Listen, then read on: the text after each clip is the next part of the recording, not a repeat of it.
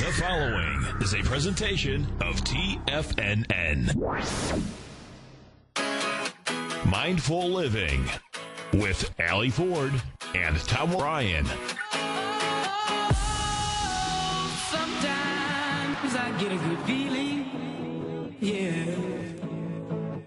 I get a feeling that I never had before. No, I get a good feeling, yeah. Call now, toll free at 1-877-927-6648. Internationally at 727-445-1044. Now, Allie Ford and Tom O'Brien. Namaste and welcome to Mindful Living, everybody, where we want to help you get healthy, feel good, and live life to the fullest every single day. I'm Allie Ford, yoga teacher and co-founder of GetMindWise.com, and I am so grateful that you've chosen to join me on this beautiful day in Tampa Bay, Florida. The weather has been absolutely gorgeous, so if you're not here in Tampa Bay and you're listening from somewhere else, get on a plane and come visit, because you'll die at how amazing it is. We want to hang out with you. Come and play with us at the beautiful beaches of Florida. Speaking of Florida, so I just returned from a week of yoga studies down in Miami at an incredible yoga studio there called Miami Life Center. And I had the complete honor, blessing, and pleasure to attend 5 amazing days of lectures led by the most incredible professor, in fact, one of the top Sanskrit professors in the entire world, whose name is Dr. Nagaraja Rao, and he's from Mysore, India. And my experience with this teacher is what inspired the topic for the show today, and that is top traits or top qualities of good leaders. So the question is, what qualities do you think the best leaders in the world or the most respected leaders that you know should have? For me, they can basically be narrowed down to 5 or less than 5. And of course, I want to know what you think. So give me a call and get in on this conversation at 877-927-6648. What qualities do you think the best leaders in the world should possess? Now, I posted this question on Facebook and Twitter today and got a lot of really insightful responses. And I want to thank those of you who participated in that online dialogue for providing your feedback to me. People said that they wanted leaders to have things like selflessness or the ability to leave their ego at the door, which is, that kept coming up over and over. Compassion also was mentioned by a lot of people. Honesty, integrity, humility, as we said, leaving your ego at the door, and confidence, not to be confused with arrogance.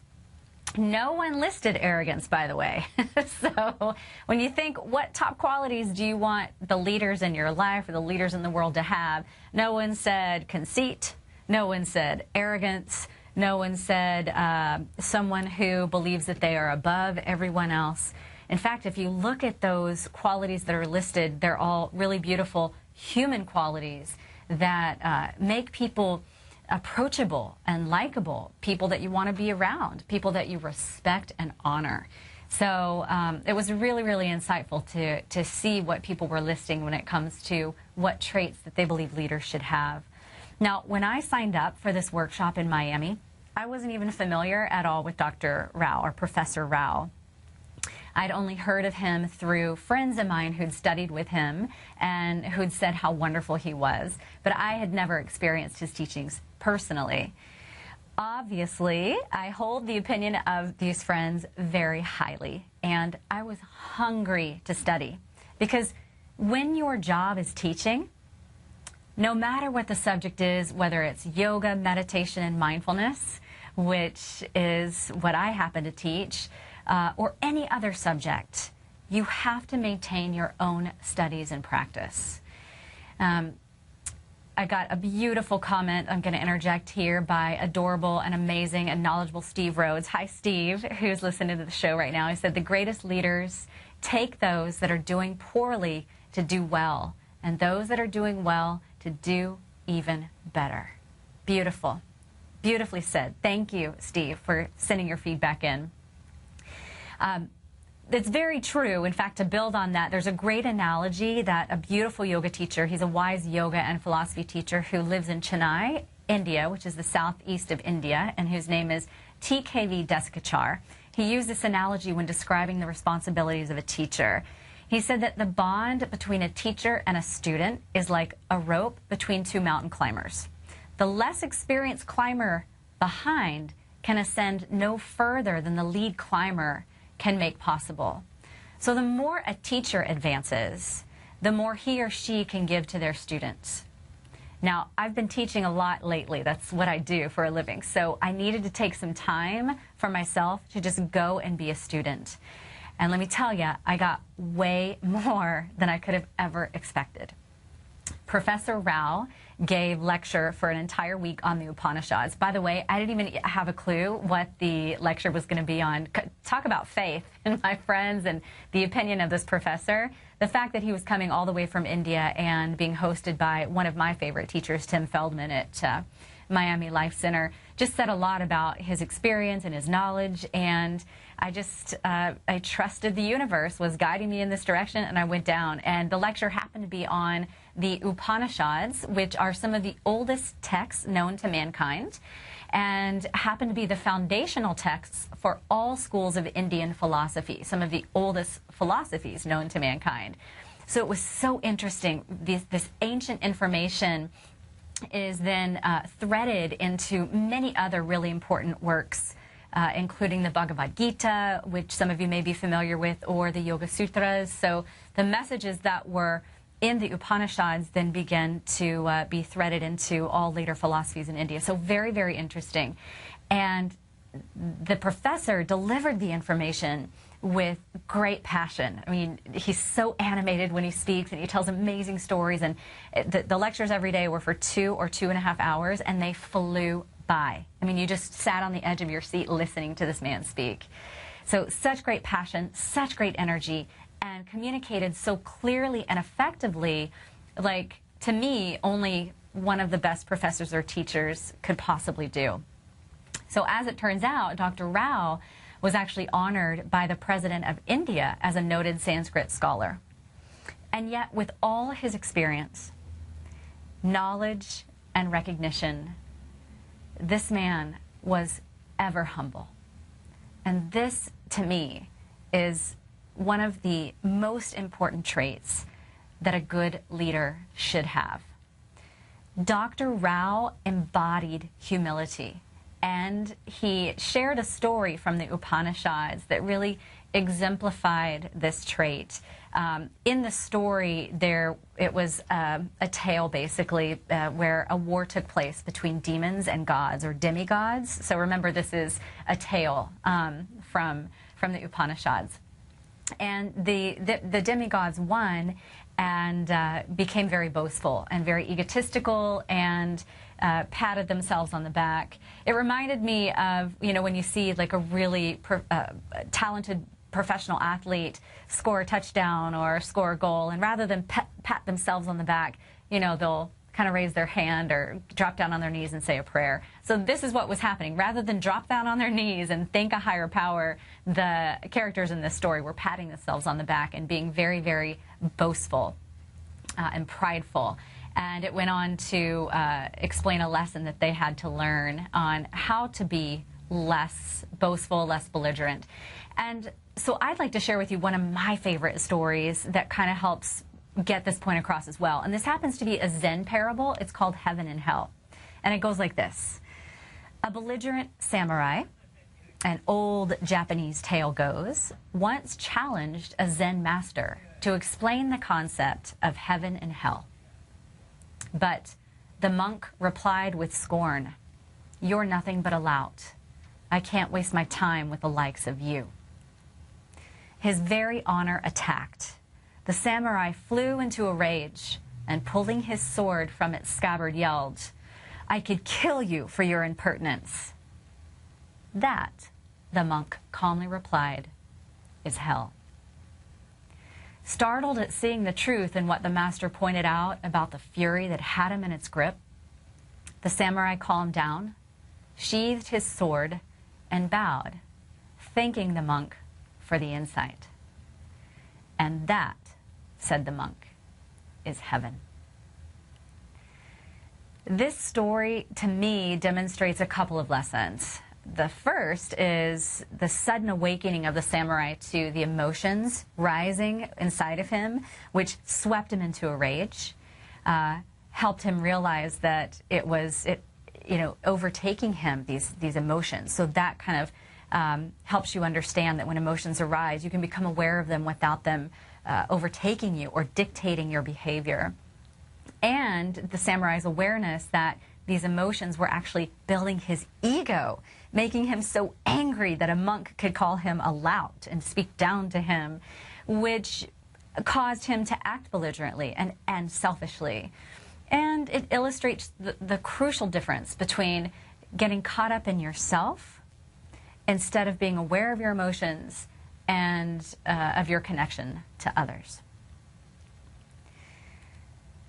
So what I learned from Dr. Rao, sitting in this man's presence who was so humble and so approachable and so kind and so generous, I felt no wall between him and others. He delivered the lessons that he came to deliver with a sense of service. And it just made me realize that, that's a man I want to emulate. That's a quality I want to emulate and that I truly feel leaders should be able to possess.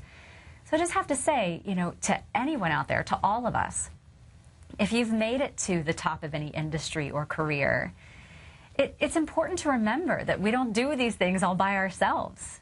It always takes a team and the support of colleagues, friends, and family. And if you're a spiritual person, of course, the help of God.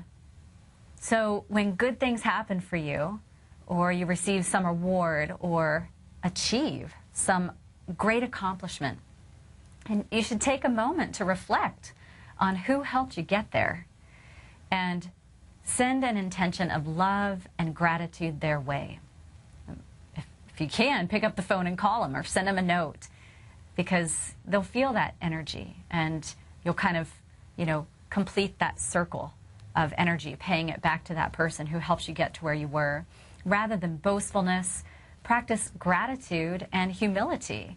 And these attitudes will also help keep you open-minded, able to welcome future lessons so that you keep growing. Now, confidence is important, of course, and that one did come up on Facebook and Twitter. People, communicating that they want to follow a leader who's confident and has great belief in themselves and their cause. But we're going to talk more about that at the end of the show when leaders are finding out what their cause is. What kind of cause? What cause are they following? And so I truly believe that you can remain confident and humble at the same time. One of the most important yogic texts, and in fact one of the most important texts of all time, is the Bhagavad Gita. And in this text, it says to offer our efforts as well as the fruits of our efforts to a higher power. So in everything that we do, whether it is a God in your life or someone in your life who inspires you, like a mentor or a teacher, a guide, your mother, brother, grandmother, or the Mother Earth herself. Find that connection to something larger than yourself, and this will help you stay inspired. Because as one of my teachers said, the minute we think we know it all, the minute we take credit for everything, that's when we become dangerous. The mind is closed and we're no longer willing to learn or grow. So find something that inspires you, something greater than yourself, and remember to stay humble and offer up gratitude for everything that you have and everything that you are as often as you can. So again, I want to hear your opinion. Get in on this conversation at 877-927-6648. I'll be back with more Mindful Living right after this break.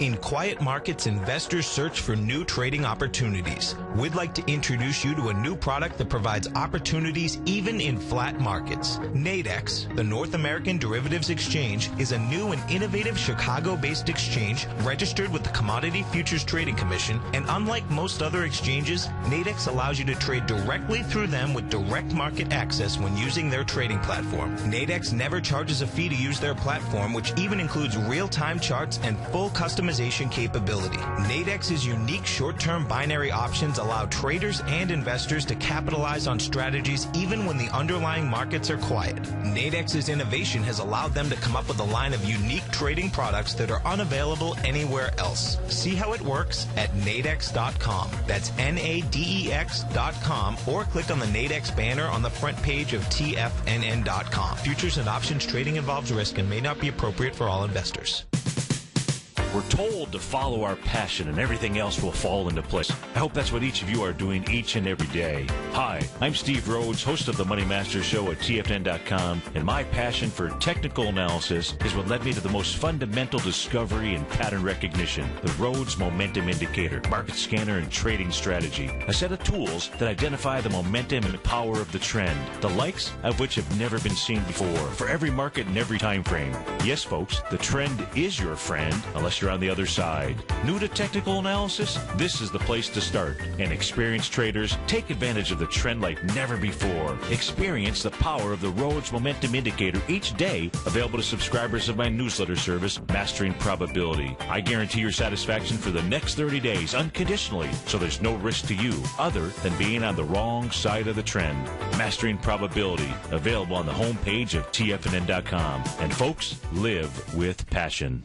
No matter where you listen to TFNN programming, we want you to know you can always access your favorite shows on demand through TFNN.com. TFNN airs live programming every market day from 8 a.m. till 6 p.m. Eastern, and you can view each program by accessing Tiger TV through our homepage. We even have an easy link for all mobile devices, including iPhones and iPads, located at the top right-hand corner of the TFNN homepage. You can use your smartphone to view Tiger TV, but if you don't have a mobile connection that can keep up with streaming live video, then you can simply visit TFNN.mobi in the browser of your smartphone for live streaming audio of all of our programs. The mission of TFNN is to educate our audience directly and interactively through our interactive website and radio call and talk shows. TFNN is able to teach all levels of investors the technical skills needed to trade in today's marketplace.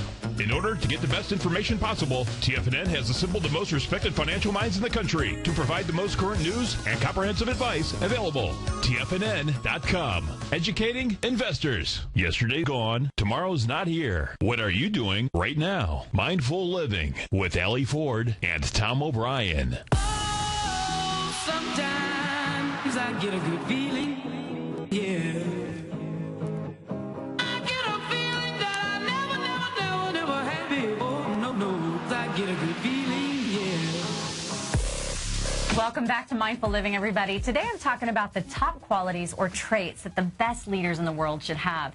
And interestingly, there are many studies around this that can be looked at online. They're quoted in amazing books that I've read, like Emotional Intelligence by Daniel Goleman or Search Inside Yourself by Chade Ming Tan. And I highly recommend those books if you're interested in some new books to read. But this talk was inspired by a teacher, a professor I had the complete honor of being in the presence of last week, and his name was Dr. Nagaraja Rao from Mysore, India. And he embodied such amazing energy and such a warm demeanor that it made me think this is a person I would work so hard for.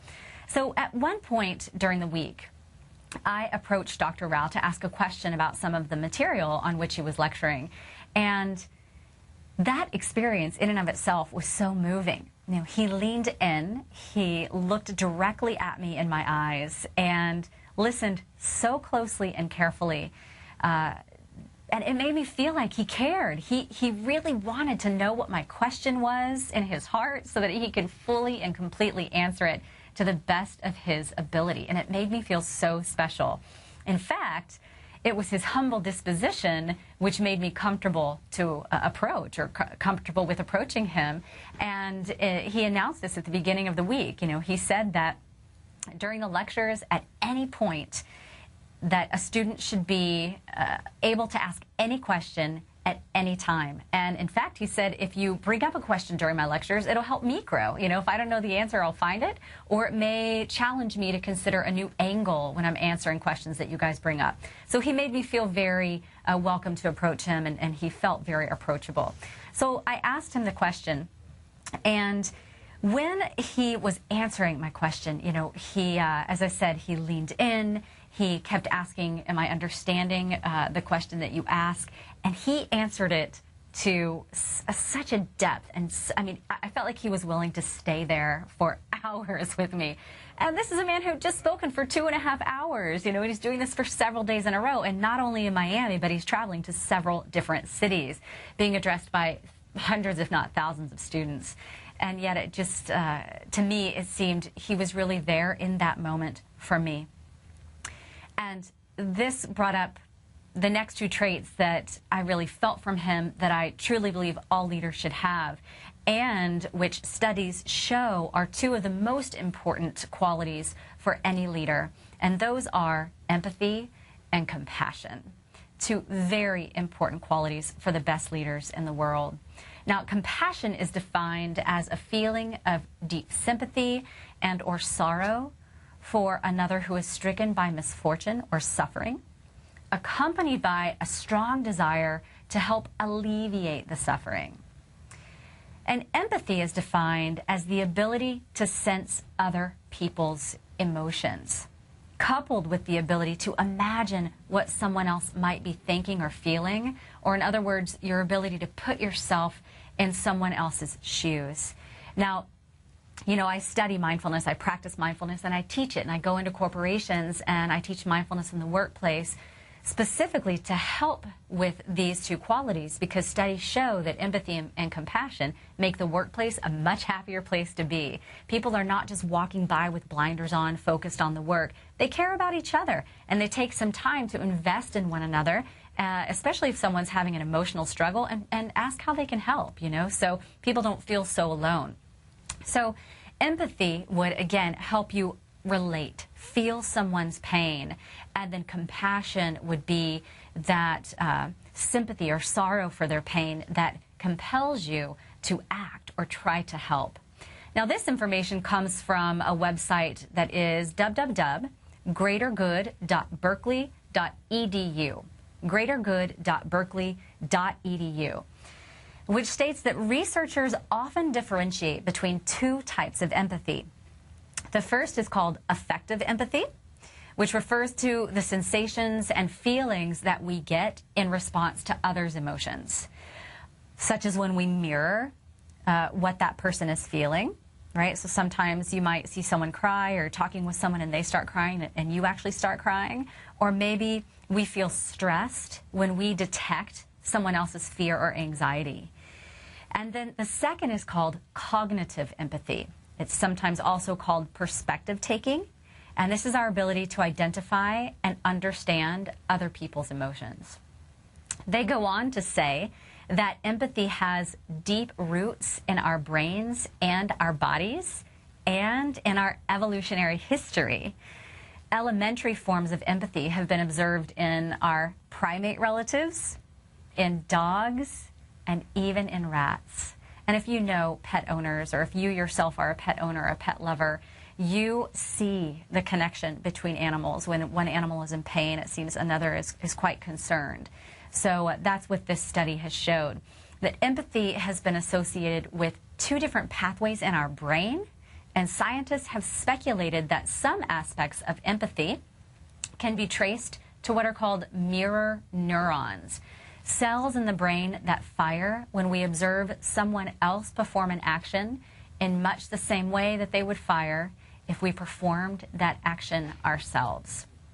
Now, I actually once witnessed this experiment where a man had a booth set up, and there was a curtain. So there was a table, a man sat across from a person at this table, and then put a curtain up right next to where they were sitting. And the participant would place their hand on the other side of the curtain. Meanwhile, the man would place a fake hand right in front of that person. And then out of the blue, he would take a hammer out from behind his side of the table and just whack the fake hand that was in front of this person while their hand was behind the curtain, and they would literally scream or wince in pain. So this would be the effect of mirror neurons, or nerve cells in our body that fire, even though the action is not happening to us, we're witnessing it happen to someone else. And you may be able to relate to that. Maybe you've seen someone scrape their knee. I know this happens with my children all the time, and I almost feel their pain like it happened to me. So research, they're saying empathy is connected now to these mirror neurons. So going back to that example where you may see someone cry and you yourself start crying, or you feel sad, mirroring that person's feelings. Research has also uncovered evidence of a genetic basis to empathy. Those studies suggest that people can enhance or restrict their natural empathetic abilities. So this is where it's interesting. Based on maybe patterns in life, the need to have turned off certain emotions, or maybe we've experienced pain over and over again in our life, or, we get really tough, we toughen up, and we're not going to be affected by the downfalls of others, can actually then dampen this ability to be empathetic and be compassionate toward others. So it is a skill that can be enhanced.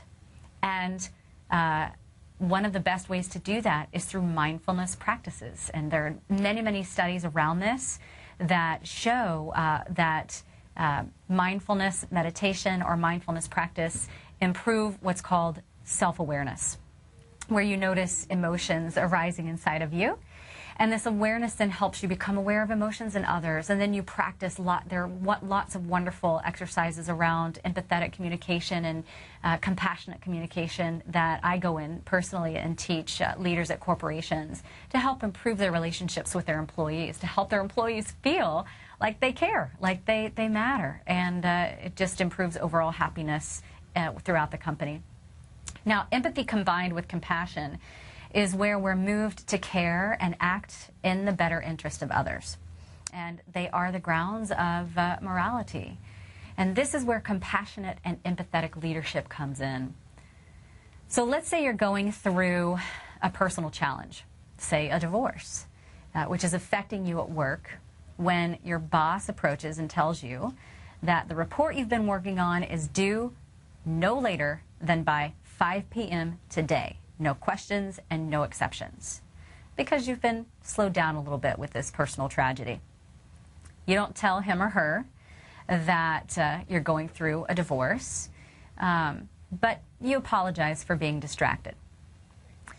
A non-empathetic boss would say, well, you better fix it and get the report to me by 5.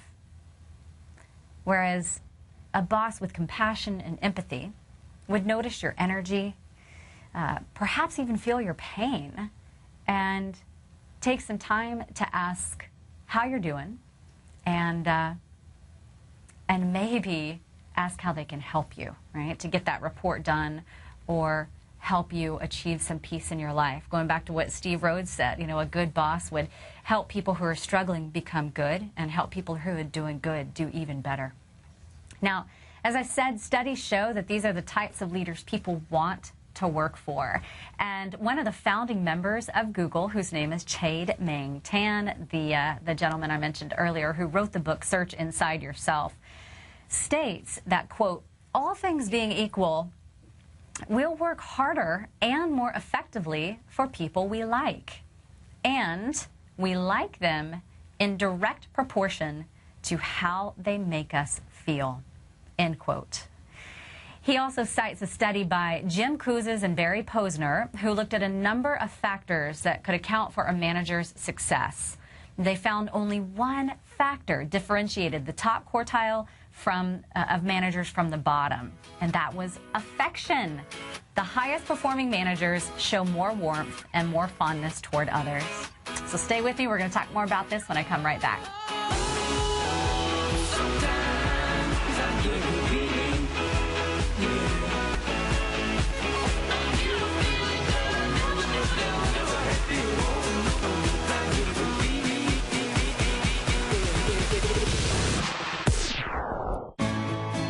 You take a hands-on approach to managing your investment strategy. You're always looking for the next trading opportunity to magnify your perspective. Direction Shares connects sophisticated traders with a powerful array of ETFs from a wide range of asset classes. The markets may go up and down, and you want tools for both sides of the trade. Discover how we can help at DirectionShares.com today. An investor should consider the investment objectives, risks, charges, and expenses of the Direction Shares carefully before investing. The prospectus and summary prospectus contain this and other information about Direction Shares. To obtain a prospectus or summary prospectus, please contact Direction Shares at 800-851-0511. The prospectus or summary prospectus should be read carefully before investing. An investment in the funds is subject to risk, including the possible loss of principal. The funds are designed to be utilized only by sophisticated investors such as traders and active investors employing dynamic strategies. Investors in the fund should understand the consequences of seeking daily investment results, understand the risk of shorting, and intend to actively monitor and manage their investments. Distributor Foreside Fund Services, LLC. Who says you can't take it with you? TFNN says you can. With your mobile device and TFNN's live radio streams, TFNN has put it all in the palm of your hands. No special apps to download. No subscription fees for live radio or Tiger TV streams. We say you can. Now let's go over to the dollar, because the dollar is going to be the generator. It is the generator of basically higher dollar, lower market. And what the dollar has done, and this whole uptrend, folks, has just gone sideways. The way it works, folks, is this. We say you can. The Tiger Financial News Network. Smart investors and professional traders know you can. TFNN.com. Educating investors.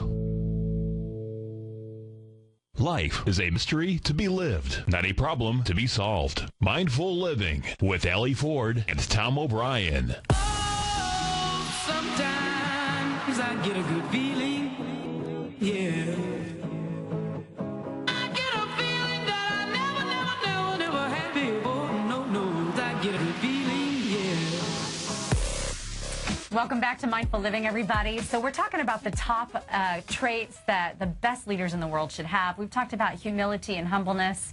And now we're talking about empathy and compassion, the ability to relate to others, especially as they're feeling emotions, and then be moved to care for them and want to help those people. So empathy and compassion, two of the top traits that leaders should have, and which studies show are even more important than IQ when determining success in life. Empathy and compassion, even more important than IQ when it comes to determining our success in life. And that came from a study in Daniel Goleman's book, Emotional Intelligence. And it's even true for the military, where, and I'll speak for myself here, probably due to characterizations in films, we imagine leaders to be very boot campy, yelling and just completely aware, unconcerned of how their subordinates are feeling. Yet even a study of U.S. Navy commanders showed that the most effective naval commanders are also the ones with higher emotional intelligence and who are most liked. Going back to Mr. Tan's book, Search Inside Yourself, he also included a beautiful quote by Dale Carnegie, who said, quote, "You can make more friends in 2 months by becoming really interested in other people than you can in 2 years by trying to get other people interested in you," which is just another way of saying that the way to make a friend is to be one. And I'll also quote a leader that I look to in today's world, especially in the craziness of today's world when I start to see or feel a lot of negativity. And that's the Dalai Lama, who says that, you know, he truly believes that intrinsically we as human beings all have one desire, one of the deepest, strongest desires, and that is to be happy, to be happy. And that the way to reach this happiness is to cultivate compassion. Compassion. And so that we become concerned for others and helping them learn to alleviate suffering. Now, it's an important point to make here, and Steve, thank you for bringing this up in the chat room, that suffering, or excuse me, pain is inevitable, but suffering is a choice. So pain is inevitable, but suffering is a choice. And this is something that if you go and read the Dalai Lama's website right now, I follow this website, Dalai Lama. I believe it's DalaiLama.com, so forgive me if it's .org. But, you know, he too says that pain in life is inevitable. And this is another great lesson in mindfulness, that life it can be difficult, it can be challenging. And so many of us say that, you know, it's those challenging moments that make us who we are, that make us stronger, that help us grow. But I guarantee you it's hard to see that perspective when you're in that pain, when you're suffering, or suffering with pain. Now, suffering, I would go on to say, is a prolonged persistence of pain. And that is when we become attached to the pain or refuse to let it pass. So experiences in life are changing. They're coming and going at all times. And some of those experiences are wonderful and joyous and exciting and happy and feel great and make us laugh and smile. And other experiences in life are painful, sad, tragic, difficult, challenging. You know, we get sick once in a while. As hard as we try to eat well and exercise and do our meditation, which definitely helps to improve our immune system, lots of scientific studies show. You know, I've got 2 kids. Inevitably, they may bring a cold home from school, and I might get it. Right? So that's a painful experience. But the one thing we have control of in these experiences is our perspective. And this is where suffering can occur or can be alleviated in our perspective, how we choose to see the situation. And again, I'll quote Dr. Ellen Langer, who's a 30-year mindfulness pioneer, psychologist out of Harvard, who is just such a brilliant woman. And she says that the events of our life don't cause stress or suffering. It's the reaction to those events which causes the stress or the suffering. So, you know, we could probably all think of several people right now who, from the outside, have everything they could possibly need for happiness. You know, they could have all the money, they could have the fanciest cars, the nicest clothes, and that long list of menu items that the universe could provide on the outside that we would think, gosh, how could they possibly be suffering? But if in their mind, their perspective is clouded, that their life is horrible, then they're suffering. So first, it's important to realize that life will be challenging, you know. And but as long as we allow these challenges to come and go, and most importantly, allow them to go, allow them to pass, rather than try and hold on to them, suffering will be alleviated, and we can return to some grounding of joy or peace and happiness in our life. This is a practice. It takes practice. It can be a very natural tendency to get down, to get stuck, if you will, and want to hold on to things. But there's that famous saying, you know, this too shall pass. And with just that awareness, bringing your awareness into any moment where you feel like you're holding on and just wallowing in your pain, where, you know, ask yourself, is this necessary? You know, is this necessary? Can I let this go? And then instead cultivate those beautiful positive qualities. Think of something you do have that makes you happy, something positive in your life that you can focus on rather than focusing or choosing to stay focused on the negative. So pain in life is inevitable, but suffering can be alleviated. And the Dalai Lama says that to really develop compassion toward others can help to alleviate that suffering, because developing compassion for others also helps you maintain joy in your heart and love in your heart, which is such a beautiful thing. So compassion and empathy. So note to leaders, all the leaders out there, if you're a manager or an executive in your organization or a teacher who's providing leadership to students, the days of acting like the tough guy or a mean person or a self-proclaimed, excuse my French, a-hole or BIT you know what, and there are many of us out there, are passé. If you commonly refer to yourself in this way, I'd say it's time to pause and become more self-aware. And why are you considering yourself in this way as a mean, unapproachable, person? Or why do you hear that from others so often? Now, let's face it, like JFK said, you can make some of the people happy some of the time, but you can't make them all happy all of the time.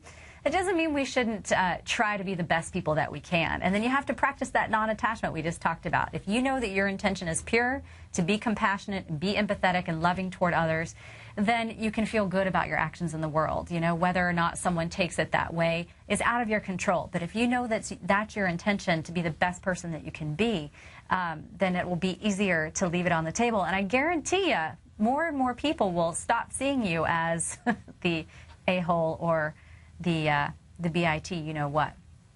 So the first step is to be aware of the thoughts and emotions that are occurring in your own mind.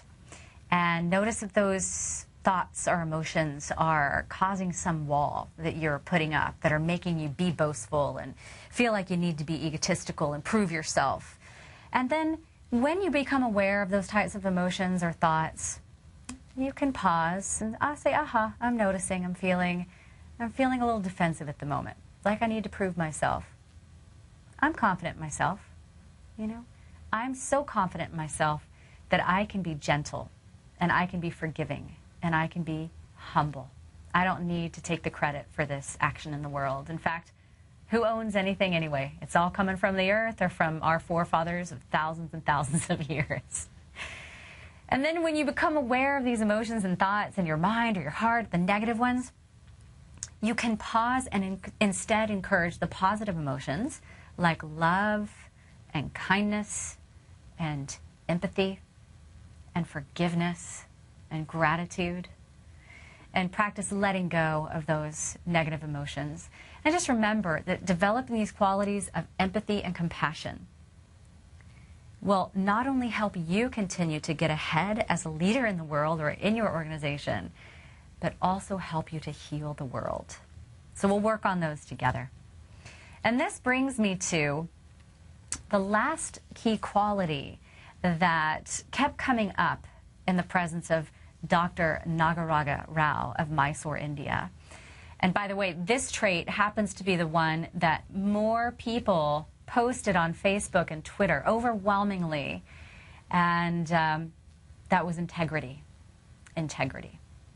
Now, integrity is defined as, first, as the quality of being honest and having strong moral principles. And second, as the state of being whole and undivided. Two just incredible definitions that I'm so interested in speaking about or considering or contemplating. So one, being honest and having strong moral principles, and second, being whole and undivided. Now, Dr. Rao actually spoke of this on several occasions over the week last week in his lectures. He actually said that one should always seek the truth. Seek the truth and be willing to sacrifice everything for it. So the question is, what truth? What is the truth? And how does the knowledge of that truth then direct our behavior in the world? Well, the truth that this ancient text, the Upanishads, is teaching is that of yoga. Yoga is a Sanskrit word which means union, wholeness, connection, connectedness. This is a really important Buddhist practice as well called interconnectedness, and that is the understanding that we are all connected and that nothing happens in a vacuum. Everything I do affects you and everything you do affects me. So seeking that truth and that which we are all connected to, right, is the ultimate truth we should be seeking. And then that truth, the understanding of that, directs our behavior and the choices we make in life, especially as leaders. Now, I'll say that without humility, like we spoke about at the beginning of the show, one who seeks the truth fervently may actually start to consider that it's their way or the highway, right? I know what's true, and either you listen to me or you're out of here. So they're unwilling to hear the opinion of others. And without compassion and empathy, then one's truth may not be the universal truth. That is, not doing what's best or what's best for the greater whole, but instead doing only that which serves the individual self.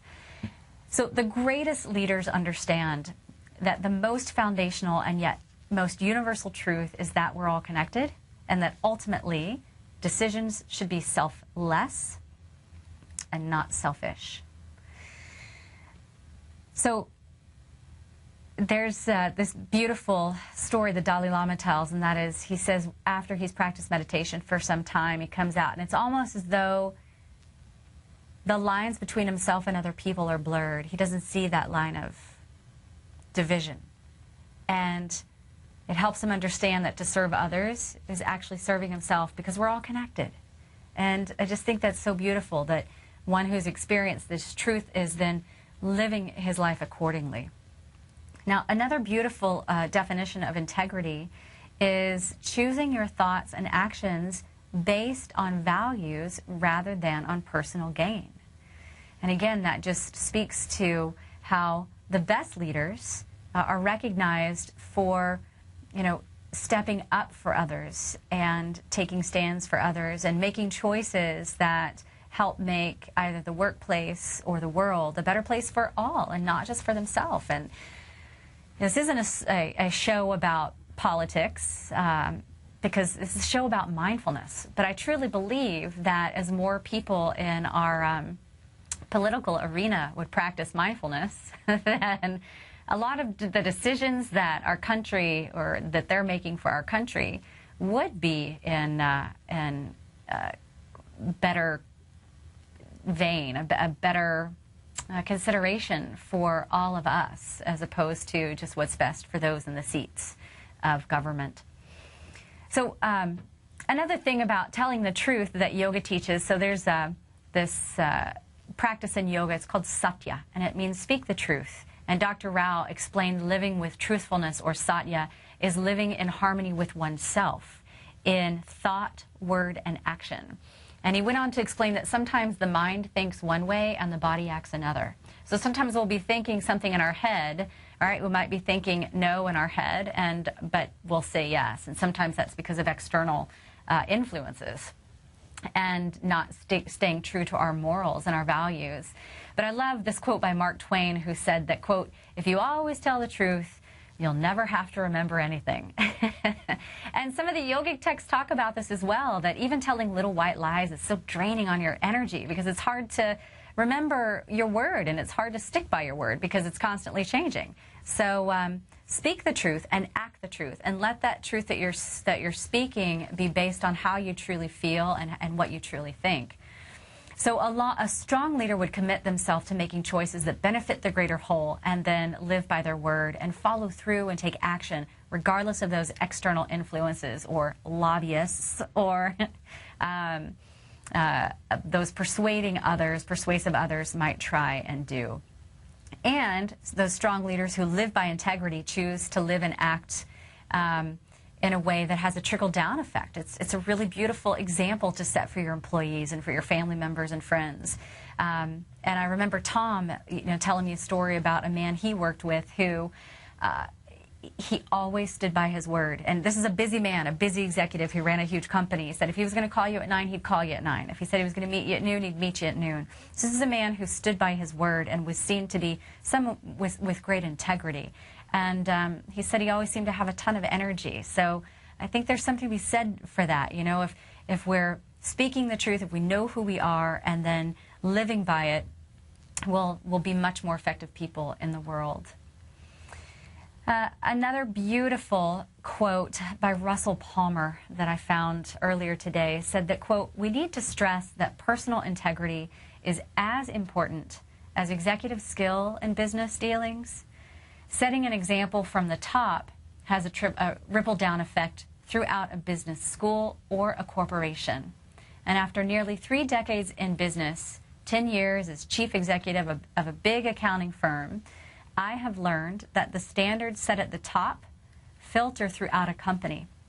And then quoting Professor Thomas Dunphy of the Wharton School, said, quote, "A company that fails to take steps to produce a climate conducive to positive work-related ethical attitudes may create a vacuum in which employees so predisposed may foster a frontier style everyone for themselves mentality, end quote. So that was Russell Palmer. So, of course, we don't want that to happen, everyone for themselves. As we said before, achieving great feats in life requires teamwork and oftentimes the support of and those people around you. And especially if you're an executive or manager, you know this, that, you know, some of the best leaders in the world will say, I hire people who are smarter than me. I hire people who are more organized than I am, because they're the ones who make it happen. And so if you are true to your word and setting a positive example, they're going to want to follow you as a good leader and being humble and being compassionate and empathetic. So I'll finish with a quote by Benjamin Franklin, which also really moved me. And he said, quote, "Let no pleasure tempt thee, no profit allure thee, no persuasion move thee, to do anything which thou knowest to be evil. So shalt thou always live jollity, for a good conscience is a continual Christmas." End quote. So Dr. Rao, wherever you are, I want to thank you for your guidance last week and for the example that you set, for inspiring me to continue to be an eternal student and to cultivate the positive qualities that you embody. So wherever you are, I'm sending you love and gratitude, and will always forever be moved by your teachings and the experience I had with you last week. So I want to thank you all for joining me this week on Mindful Living and remind you that my new children's book entitled Garuda, the Eagle Who Soared with Ahimsa, is available via my website, www.aliford.com. I'm getting a lot of really positive feedback on this book from caregivers and their children. So be it grandparents or godparents, brothers and sisters, even classroom school teachers, yoga teachers, yoga children's teachers. Remember that the book offers beautiful lessons, life lessons, and that is how to behave in the world with loving kindness, practicing non-harming or ahimsa, and can be acted out in a yoga class for kids. So thank you again so much for joining me this week. And until next week, I wish you peace, love, health, and beauty from the inside out. Namaste.